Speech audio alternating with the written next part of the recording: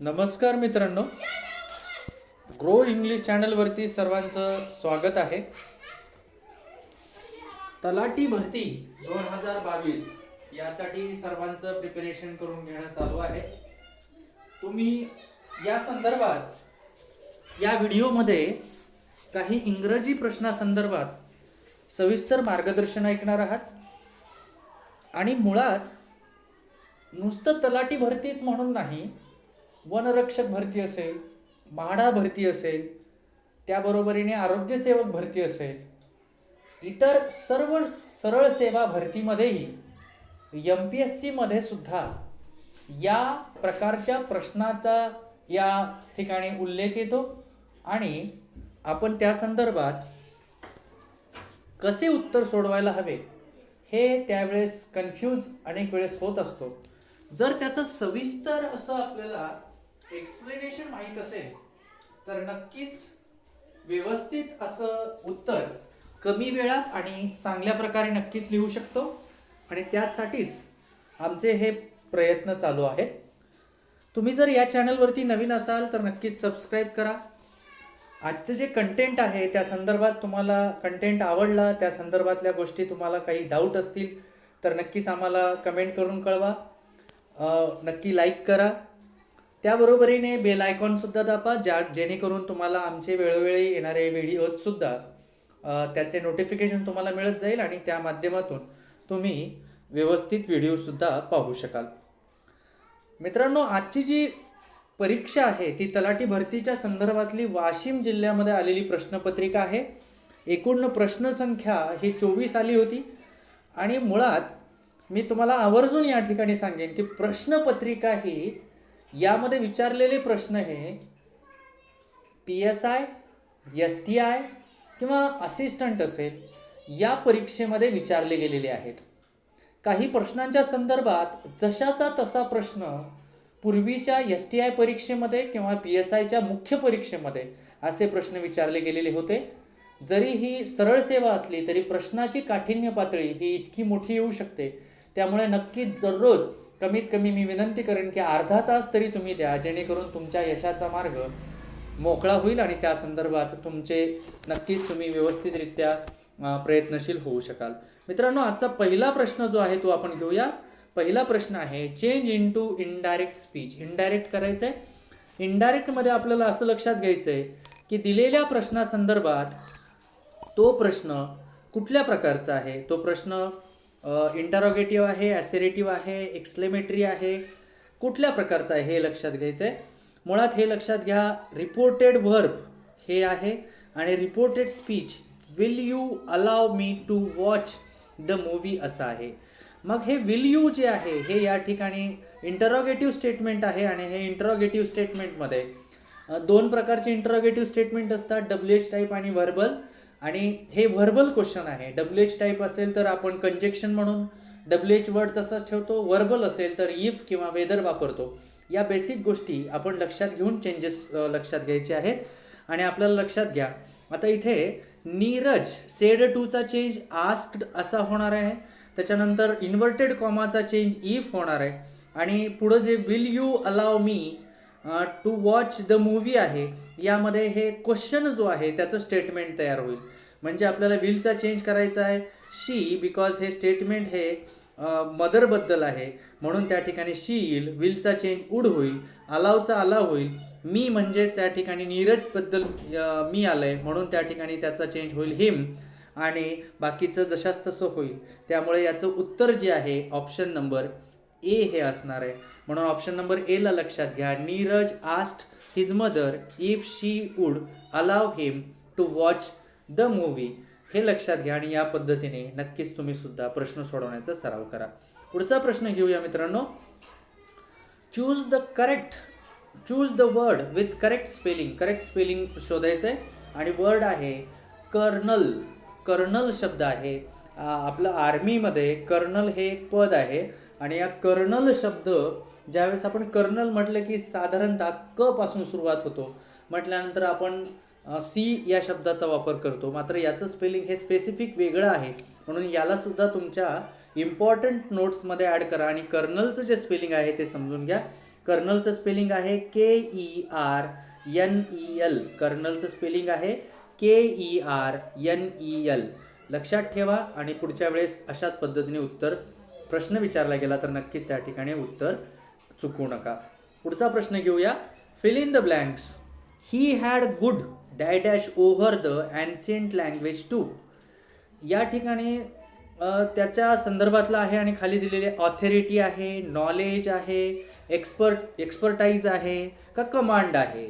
मग he had a good command हा शब्द अप्रोप्रिएट बसतो, व्यवस्थित त्या ठिकाणी बसतो, म्हणून या ठिकाणी ऑप्शन नंबर बी आपल्याला योग्य करायला लागेल. Command. He had good command over the ancient languages too. एखाद्या गोष्टीवर चांगलं प्रभुत्व असेल तर त्याला कमांड असं म्हणतात. ऑथॉरिटी असणे, नॉलेज असणे किंवा एक्सपर्टाईज असणे असं त्या ठिकाणी वापरलं जात नाही, कमांड असणं वापरलं जातं. सो या ठिकाणी ऑप्शन नंबर बी हा या ठिकाणी बरोबर आहे. पुढच्या प्रश्नाकडे वळूया. पुढचा प्रश्न काय सांगतोय बघा. Choose the word with correct spelling. Correct स्पेलिंगचा वर्ड शोधायचा आहे आणि शब्द आहे इम्बॅरेस. इम्बॅरेस करणे याचा अर्थ होतो लाजीरवाणे करणे. इम्बॅरेस करणे, लाजीरवाणं करणे किंवा लाज वाटण्यासारखं एखादं कृत्य करणे, इम्बॅरेस करणे. आणि याचं करेक्ट स्पेलिंग मित्रांनो लक्षात असणं आपल्याला गरजेचं आहे. व्होकॅब्युलरी सेक्शनवरती प्रश्न आहे. EMBARRASS embarrass. So option number D is the correct option. EMBARRASS embarrass. So इम्बॅरेसचं असं स्पेलिंग असेल. पुढचा प्रश्न घेऊया. Fill in the blanks. Dash I carry the box into the house for you. मित्रांनो मॉडल ऑक्झिलरीवरती प्रश्न आहे आणि या ठिकाणी आपल्याला मॉडल ऑक्झिलरीला समजून घ्यायचं आहे. इथे कुठलं मॉडल ऑक्झिलरी येईल हे समजून घ्या. मी सुरुवातीला खालून सुरुवात करतो बघा. कॅन जर घेतला तर कॅन हा ॲबिलिटी दाखवत असतो. ॲबिलिटी दाखवतो म्हणजे एक ॲबिलिटी असेल, पॉसिबिलिटी असेल तो दाखवतो. म्हणजे उदाहरणार्थ कॅन वापरला तर हे बरोबर होईल का.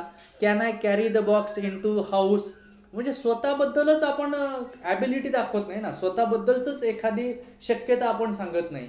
सो इथे कॅन येणार नाही.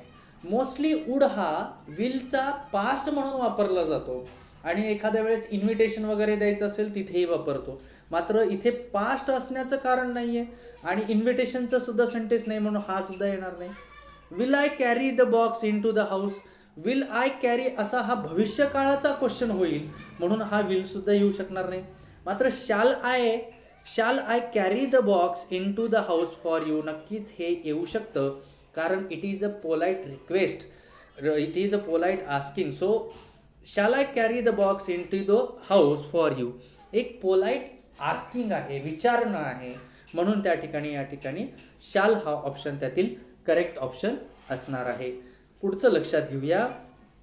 फिल इन द ब्लँक्स परत आलेलं आहे मित्रांनो. आपल्याला फिल इन द ब्लँक्स संदर्भातलं या ठिकाणी उत्तर शोधायचं आहे. आता लक्षात घ्या इथे काय म्हटलंय. The president called upon the people to dash their religious differences. आता या ठिकाणी कोणता शब्द योग्य बसतोय असं लक्षात घ्या किंवा वाक्याचा अर्थ समजून घेऊया आपण.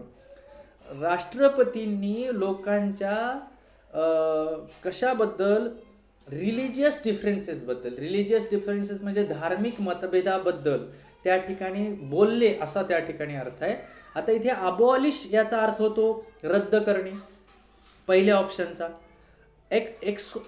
दुसरा ऑप्शन आहे एक्सहोर्ट उपदेश करणे असा होतो. त्याच्यानंतर इथे चौथा ऑप्शन आहे विकन म्हणजे काय की एखाद्या गोष्टीमध्ये कमजोर असणे असा होतो. आणि सिंक या शब्दाचा अर्थ होतो एखादा धागा पकडून बोलणे किंवा एखाद्या संदर्भातला गोष्टीचा ही करून बोलणे. So here sink option is the correct option. म्हणून सिंक ऑप्शनला लक्षात घ्या आणि त्या पद्धतीने आपल्याला सिंक या ठिकाणी या फिल इन द ब्लँक्समध्ये भरणं अपेक्षित आहे. पुढचा प्रश्न घेऊया. Fill in the blanks. The culprits atoned dash their misdeeds. Culprits atoned dash their misdeeds. प्रिपोजिशनवरती प्रश्न आहे मित्रांनो. ॲट हा पर्टिक्युलर प्लेस दाखवण्यासाठी येतो किंवा पर्टिक्युलर एखादी गोष्ट दाखवण्यासाठी येतो. विथ म्हणजे च्या बरोबर असा अर्थ, ऑन म्हणजे च्या वर असा आता अर्थ होतो. आणि फॉर म्हणजे च्या साठी असा होतो, म्हणजे कल्प्रिट अटोन फॉर देअर मिसडीड्स. इथे हा फॉर हा करेक्ट बसतो, म्हणून ऑप्शन नंबर या ठिकाणी आपल्याला ए हा या प्रश्नाचं बरोबर करणं गरजेचं आहे. पुढच्या प्रश्नाकडे वळूया. Fill in the blanks. He is going to the movie with dash boys. आणि इथे आता लक्षात घ्या, two little other little two, other two little किंवा टू अदर लिटल काय येणार आहे हे लक्षात घ्यायचंय. मुळात मित्रांनो या ठिकाणी आपल्याला समजून हे घ्यायचंय, बॉईज बद्दलचं विशेषण या ठिकाणी काय येणार आहे. बॉईज बद्दल या ठिकाणी विशेषण येणार आहे, ते कुठलं येईल, लहान मुले, म्हणजे लिटल हा शब्द त्याच्यापूर्वी येणार, इथं लिटल येणार, आणि मग त्या लिटल बद्दल अधिक शब्द जे सांगणारे शब्द आहेत ते आपण लक्षात घेऊ, आणि मग ते त्या ठिकाणी आपल्याला अदर टू लिटल असं येणार नाही. म्हणून ह्याच्यामध्ये टू अदर लिटल हा ऑप्शन करेक्ट बसतो आणि त्याचा सिक्वेन्स जो आहे तो व्यवस्थित बसतो. म्हणून या ठिकाणी आपल्याला नामाच्या पूर्वी विशेषण येणार आहे लिटल. लिटल म्हणजे काय, लहान मुले. मग आता या ठिकाणी लहान मुले हा शब्द आहे तो इथे वापरला आहे. म्हणजे असं तर कधीच येणार नाही की त्या लिटल बद्दलचे नंतर शब्द आलेले आहेत. मुलं, दोन, इतर, लहान असं येणार नाही. So that's why here two little other असा ऑप्शन यातील करेक्ट ऑप्शन होतो आणि त्यानुसार त्याला आपल्याला योग्य करणं अपेक्षित आहे. पुढचा प्रश्न लक्षात घेऊया आपण. फिल इन द ब्लँक्स परत आहे. जेम्स ॲज वेल ॲज जॉन डॅश प्रेज. आता इथे लक्षात घ्या, आपल्याला क्रियापदाचं योग्य रूप लिहायचं आहे आणि क्रियापद आहे डिझर्व. ओके मित्रांनो, अजिबात या ठिकाणी चूक अशी करू नका की जी चूक इथे बरेच जण करतात. जेम्स ॲज वेल ॲज जॉन, दोन नावे आहेत, एकापेक्षा जास्त नामं आलेत, म्हणून इथं क्रियापदाचं कदाचित फर्स्ट फक्त क्रियापद येईल, त्याला थर्ड पर्सन सिंग्युलर असं कन्सिडर न करता डायरेक्ट डिझर्व असा ऑप्शन निवडतात. पण मात्र इथं डिझर्व निवडू नका. इथे कंजेक्शन आलेलं आहे ॲज वेल ॲज, म्हणजे या ठिकाणी हे जे कंजेक्शन आलेलं आहे या कंजेक्शनमुळे दोन नामं म्हणजे जेम्स असेल आणि जॉन असेल हे वेगवेगळे या ठिकाणी दिसतात. म्हणून इथे डिझर्व या शब्दाला यस लागलेला असणं अपेक्षित आहे आणि म्हणून त्या ठिकाणी डिझर्व्स हा ए ऑप्शन या प्रश्नाचं योग्य उत्तर असणार आहे. पुढच्या प्रश्नाकडे वळूया. इनडायरेक्ट करा असं म्हटलंय. Change into indirect speech. Teacher said to the boys where do you want to go. Once again हा इंटरॉगेटिव्ह क्वेश्चन आहे, मात्र इंटरॉगेटिव्ह मधला तो WH टाईप ऑफ क्वेश्चन आहे. मग इथे सेड टूचा बदल आपण लक्षात घेऊन आपण समजून घ्यायचा आहे की तो होणार आहे आस्क्ड आणि कंजेक्शन म्हणून वेअर शब्द आलाय म्हणून तो वेअर जशाच तसा राहील आणि do you want to go याचा मात्र स्टेटमेंट होईल. मग याचं स्टेटमेंट असताना या ठिकाणी ते do you want to go हे स्टेटमेंट मुलाबद्दलचं आहे, बॉईज बद्दलचं आहे, म्हणून यूचा चेंज हा होणार they wanted to go. Do you want to go हा सिंपल प्रेझेंट टेन्स आहे, त्याचं होणार सिंपल पास्ट टेन्स. म्हणून ऑप्शन नंबर बी हा ऑप्शन या ठिकाणी करेक्ट असणार आहे. The teacher asked the boys where they wanted to go, म्हणून त्या ठिकाणी तो ऑप्शन आपल्याला निवडणं अपेक्षित आहे. पुढच्या प्रश्नाकडे आपण जाणार आहोत. Choose the word with correct spelling. आणि शब्द काय आहे लक्षात घ्या. शब्द आहे लिटजी. शब्द आहे लिटजी. आता लिटरजी हा जो शब्द आहे, लिटजी शब्द जो आहे तो त्याचा अर्थ काय होतो हे पण माहीत असणं अपेक्षित आहे. या शब्दाचा अर्थ होतो चर्चमध्ये जी प्रार्थना म्हटली जात असते त्याला या ठिकाणी लिटजी असं म्हटलं जातं आणि त्याचं योग्य असं स्पेलिंग आहे LITURGY. म्हणून ऑप्शन नंबर सी हा यातील करेक्ट ऑप्शन आहे. पुढच्या प्रश्नाकडे वळूया. पुढचा प्रश्न आहे चूज द करेक्ट अँटोनिम. इथे विरुद्धार्थी शब्द शोधायचा आहे आपल्याला. शब्द दिलेला आहे सेल्युलस. CALLOUS हा शब्द आहे. या शब्दाचा अर्थ होतो कठोर आणि आपल्याला त्याच्या विरुद्ध म्हणजे कोमल असा शब्द, जनरस नाही, अब्युसिव्ह नाही, क्रुएल म्हणजे आपल्याला माहिती आहे क्रुएल म्हणजे एखादा काय असेल की एखादा दुष्ट असेल तर त्याला आपण क्रुएल असं म्हणतो. मात्र इथे आपल्याला कोमल शब्द शोधायचा आहे किंवा मृदू हृदयाचा असा शोधायचा आहे, म्हणून ऑप्शन नंबर बी टेंडर, TENDER हा ऑप्शन त्या ठिकाणी करेक्ट असणार आहे, टेंडर. पुढच्या शब्दाकडे आपण वळूया. पुढच्या शब्दाकडे जाणार आहोत आपण. फिल इन द ब्लँक्स आहे. Dash part of the film was not very interesting. मित्रांनो, STI मुख्य परीक्षा 2011 या परीक्षेमध्ये हा प्रश्न विचारला गेला होता. सिमिलर प्रश्न होता. हाच प्रश्न विचारला गेला आहे STIच्या परीक्षेमध्ये 2011 मध्ये.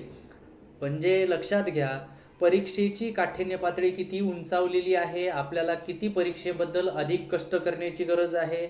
जर हा प्रश्न STIच्या परीक्षेतला तलाठी परीक्षेसाठी विचारला जात असेल तर किती आपल्याला आपल्या ज्ञानाचा स्तर हा उंचावावा लागणार आहे हेही लक्षात घ्या. आणि दररोज नक्कीच तुम्ही दररोजच्या दररोज इंग्रजी विषयाचे सुद्धा प्रॅक्टिस करणं अजिबात थांबवू नका. लक्षात घ्या, the dash part of film was not very interesting. आपण प्रत्येकजण पटकन असा विचार कराल की ऑप्शन पाहून the latest part of the film was not very interesting. मित्रांनो, लेटेस्ट हा येणार नाही, कारण द हा जर वापरला गेला आहे तर लेटेस्ट हा आपण ॲज अ सुपरलेटिव्ह डिग्रीमध्ये जसं वापरतो तसं इथे येऊ शकत नाही. इथे असणार आहे the latter part of film was not very interesting. म्हणून या ठिकाणी LATTER हा त्या ठिकाणचा करेक्ट ऑप्शन आहे. आणि हा सुद्धा प्रश्न तुम्ही व्यवस्थित नोंद करून ठेवा. अनेक वेळेस प्रश्न हा विचारला गेलेला आहे. पुढच्या ऑप्शनकडे वळूया. फिल इन द ब्लँक्स आहे. We must adapt ourselves dash the new situation. We must adapt ourselves dash the new situation. मित्रांनो, प्रिपोजिशनवरती प्रश्न आहे. प्रिपोजिशन हा जो कंटेंट आहे तो अधिक वास्ट आहे आणि यातलं जे योग्य उत्तर आहे टू आहे, जे की या ठिकाणी करेक्ट बसतं. We must adapt ourselves to the new situation. ला असा अर्थ होतो. नवीन सिच्युएशनला आपण करायला पाहिजे, आपण अडॅप्ट केलेलं पाहिजे असा त्याचा अर्थ आहे. म्हणून ऑप्शन नंबर ए हा त्या ठिकाणी करेक्ट ऑप्शन आहे. पुढच्या प्रश्नाकडे वळूया. पुढचा प्रश्न सुद्धा लक्षात घ्या. इनडायरेक्ट स्पीचचा आहे. Tourist sed how beautiful the Taj Mahal is. It is a exclamatory sentence. How beautiful the Taj Mahal is, exclamatory sentence. इथे तुम्हाला एक्सक्लेमेटरी मार्क दिसत असेल. एक्सक्लेमेटरी सेंटेन्सचा कसा चेंज करायचा हे आपल्याला त्याच्या रूलवरून लक्षात घेणं अपेक्षित आहे. बघा, लक्षात घ्या मित्रांनो, एक्सक्लेमेटरी सेंटेन्समध्ये मुळात एक्सक्लेमेटरी सेंटेन्स असेल तर एक्सक्लेम्ड असा आपल्याला त्याचं रिपोर्टेड वर्बचा चेंज करावा लागतो. इन्व्हर्टेड कॉमा काढून टाकून कंजक्शन आपल्याला दॅट वापरावं लागतं आणि त्याचं स्टेटमेंट बनवावं लागतं. म्हणजेच समजा जर how beautiful the Taj Mahal is आहे तर आपल्याला त्याचं स्टेटमेंट हाऊ आहे म्हणून व्हेरी येणार. वॉट आलं असतं कदाचित तर त्या ठिकाणी आपल्याला वापरावं लागलं असतं अ व्हेरी, आणि म्हणजे त्या पद्धतीने आपल्याला चेंज करावा लागतो. म्हणून ऑप्शन नंबर सी मध्ये ते सर्व चेंजेस दिसतात. The tourist exclaimed that the Taj Mahal was very beautiful. या ठिकाणी अ वापरलेलं नाहीये, कारण हाऊ इथे आलंय, त्यामुळे फक्त व्हेरी वापरलं गेलेलं आहे आणि म्हणून त्याचं उत्तर ऑप्शन नंबर सी लिहिणं आपल्याला गरजेचं आहे. पुढच्या प्रश्नाकडे आपण जाणार आहोत. एक्सकल्ट असा आहे. एक्सकल्ट शब्द आहे. EXULT हा शब्द आहे. याचा आपल्याला विरुद्धार्थी शब्द शोधायचा आहे, अँटोनिम शोधायचा आहे. मुळात या शब्दाचा अर्थ होतो आनंद. एक्सकल्ट या शब्दाचा अर्थ होतो आनंद. आणि दुःख या शब्दाचा अर्थ आपल्याला दुःख असेल किंवा शोक असेल या शब्दाला लक्षात घ्यायचं. एंट्री माहीत नाही आपल्याला. एंट्री माहीत आहे की प्रवेश करणे येऊ शकत नाही. हॅपी येऊ शकत नाही विरुद्ध. प्ले खेळणे येऊ शकत नाही. आणि ग्रीव या शब्दाचा नक्कीच त्याचा अर्थ तो असणार आहे, कारण बाकीचे 3 सोपे शब्द आहेत आणि आपल्याला ते कदाचित माहीत आहेत. पण ग्रीव या शब्दाला तुमच्या डिक्शनरीमध्ये लिहून ठेवा. त्याचा अर्थ होतो शोक करणे किंवा दुःख करणे. एक्सकल्टच्या विरुद्धार्थी शब्द होतो ग्रीव. सो ग्रीव या शब्दाला लिहून ठेवा. आणि हाही प्रश्न मुख्य परीक्षेमध्ये PSIच्या विचारला गेलेला होता. पुढच्या प्रश्नाकडे वळूया. Choose the word with correct spelling. आणि करेक्ट स्पेलिंग आपल्याला लक्षात घ्यायचं आहे. आणि इथे शब्द जे दिलेत ते समजून घ्या. अनेक वेळेस तुमची कन्फ्युजन होऊ शकते की शब्द नेमका कोणता दिलाय. सीज शब्द आहे, सीज, आणि या सीज शब्दाचा अर्थ होतो थांबवणे. सीज शब्द आपल्याला शोधायचा आहे आणि सीज शब्दाचा अर्थ आपल्याला लक्षात घ्यायचा आहे थांबवणे. आणि करेक्ट स्पेलिंग कोणतं आहे? CEASE, CEASE, option number A. बाकीचे कुठलेही ऑप्शन्स बरोबर नाहीत, म्हणून शब्द सुद्धा या ठिकाणी लक्षात घेणं अपेक्षित आहे. Next one, change into passive voice. Passive व्हॉइसमध्ये आपल्याला याचा चेंज करायचा आहे आणि पॅसिव्ह व्हॉइसमध्ये आपल्याला लक्षात घ्यायचं आहे. आपल्याला पॅसिव्ह व्हॉइसचे स्टेटमेंट लक्षात घ्या आणि समजून घ्या की इथं काय म्हटलंय. या शब्दाला समजून घ्या आणि लक्षात घ्या. एकच मिनिट.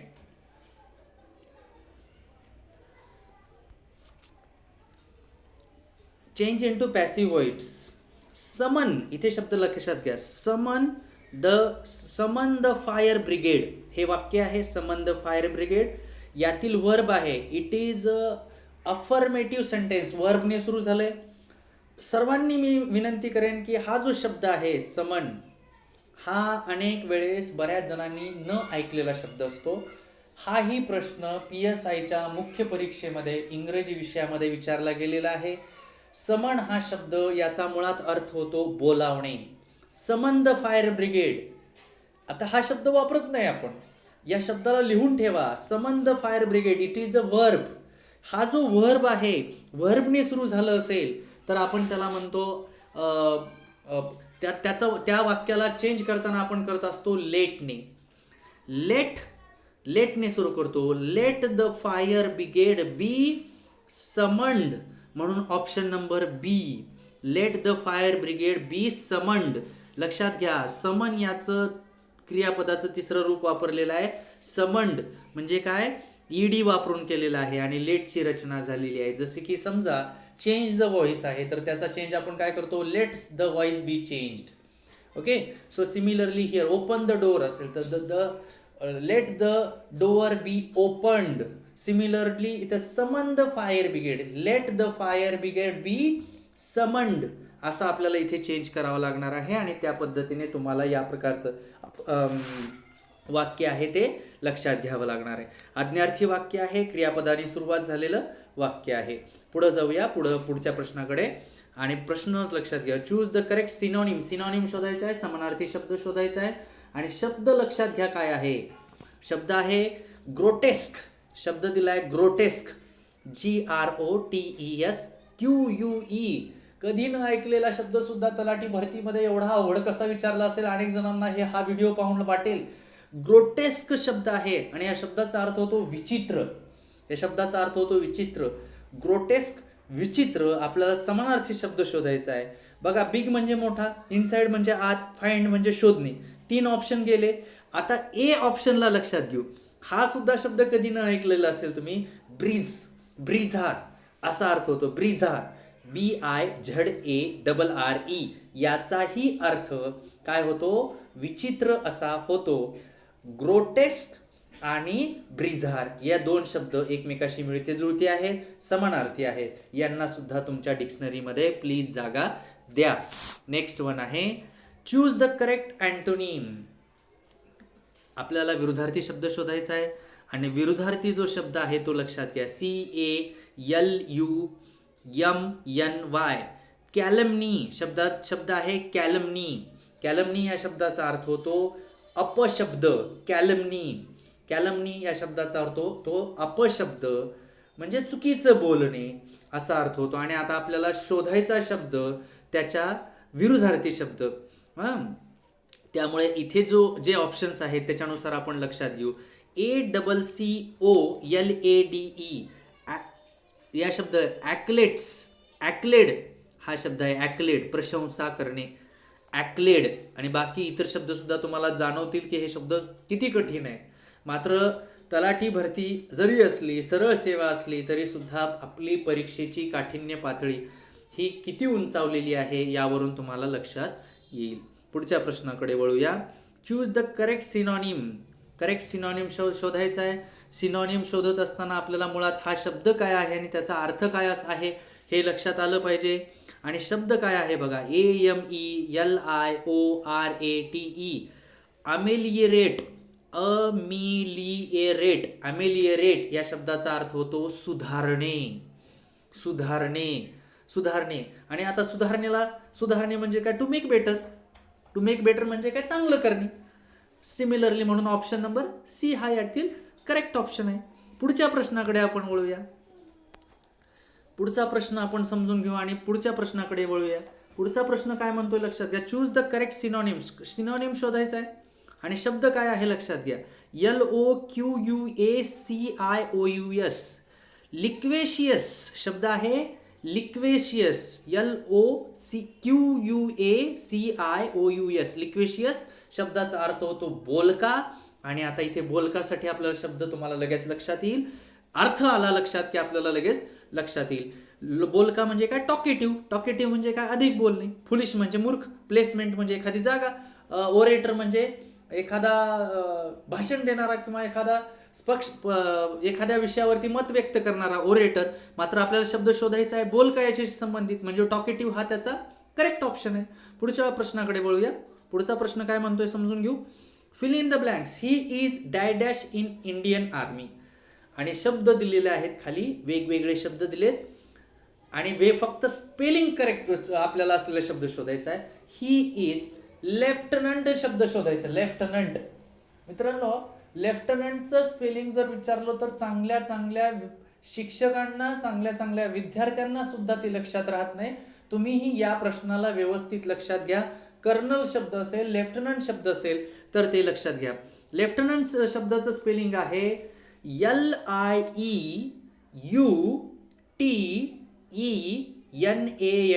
लेफ्टनंट. कधी विचार न केलेला सुद्धा स्पेलिंग एवढं मोठं असेल असं वाटलं नसेल. तुम्ही जस्ट इमॅजिन केलं असेल. लेफ्टनंट म्हणजे काय, LEFT फर्स्ट, नंट NANT. No, that way it is not there. तेवढं जर सोपं असतं तर प्रत्येक परीक्षा स्पर्धेमधला परीक्षार्थी आज सरकारी नोकरदार असता.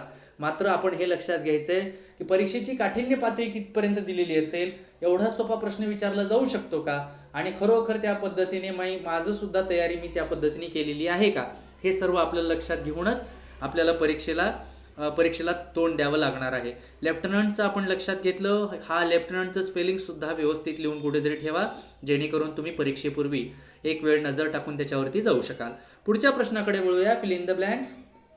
ही dash French before he went to France. Went शब्द आलाय, बिफोर शब्द आलाय. या दोन शब्दावरून आपल्याला या वाक्याचा काळ डिसाईड करायचा आहे. मित्रांनो, इथे लक्षात घ्या, बिफोर ही वेंट टू, जाण्यापूर्वी. वेंट ऑलरेडी भूतकाळ आहे, म्हणजे जाण्यापूर्वी जो काही तो शिकलाय ती पूर्ण कृती असणार आहे. आणि हा भूतकाळ आहे. दॅट्स वाय हॅड लर्न्ड इथे येणार आहे. ऑलरेडी पूर्ण कृती म्हणजे पूर्ण भूतकाळातली कृती येणार आहे. That's why he had learned French before he went to France. That's why had learned इथं आलेला आहे. आणि या वेंट वरून आणि बिफोर वरून आपल्याला याचा टेन्स आयडेंटिफाय करणं अपेक्षित आहे.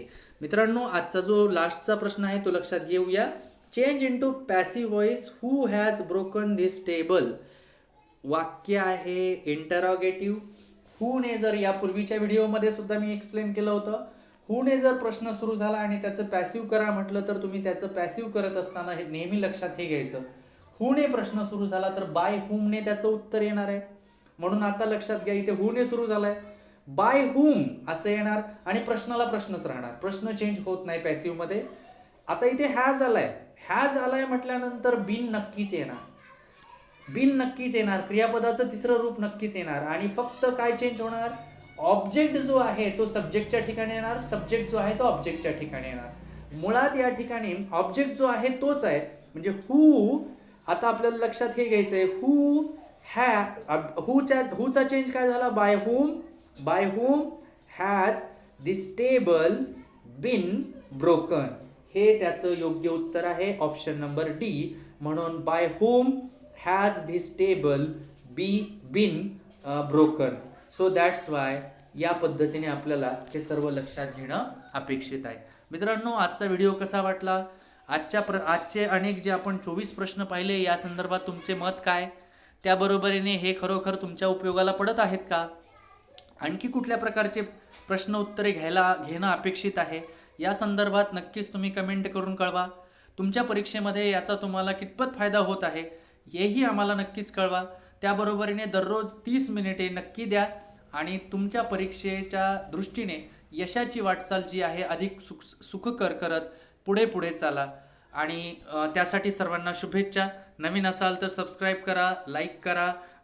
जर व्हिडिओ आवडला तर नक्कीच इतरांना शेअर करा व बेल आयकॉन दाबायला विसरू नका, जेणेकरून वेळोवेळी येणाऱ्या व्हिडिओचे नोटिफिकेशन तुम्हाला मिळत जाईल. धन्यवाद. Goodbye and best luck to everyone.